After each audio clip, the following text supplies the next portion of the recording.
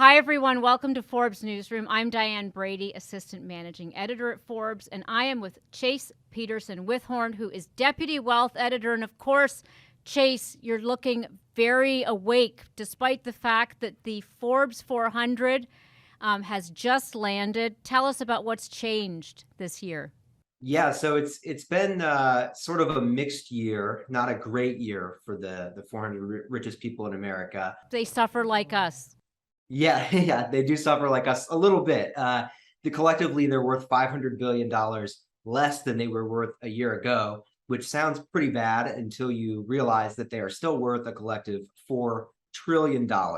So I think, like many Americans, if you looked at your investment portfolio, you might be down quite a bit from a year ago, but you might be still sitting up a lot from where you were a few years ago, and that is definitely true for the richest people in America. It was kind of a rough year, but they're doing great even compared to just a couple years ago.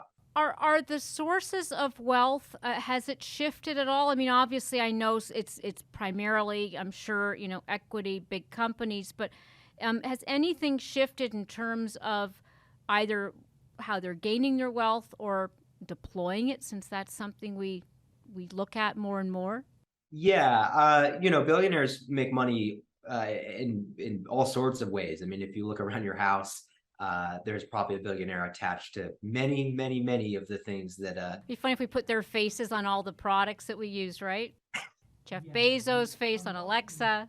Yeah, you have to do your best, I think, on the wealth team to try not to categorize everything that you encounter with, oh, this is this person's thing and this is this person's. Um, but yeah, you can make money, in all sorts of ways. Then the vast majority of the wealth that we find that billionaires hold is still tied up in the companies that made them wealthy, that they still maybe run. Maybe they've sold and diversified a little bit over time, but really the wealth is tied up in, a company generally makes you extremely wealthy to get to this level, and maybe you diversify later on, and for no small percentage of the list, maybe about a third of the list, the money comes from whatever you inherited. But but you can make money in all sorts of ways, and so that's definitely still true. But there are some industries that are doing better than others. For example, the oil and gas billionaires are having a pretty good year, actually. I mean, we all saw what the prices at the pump were.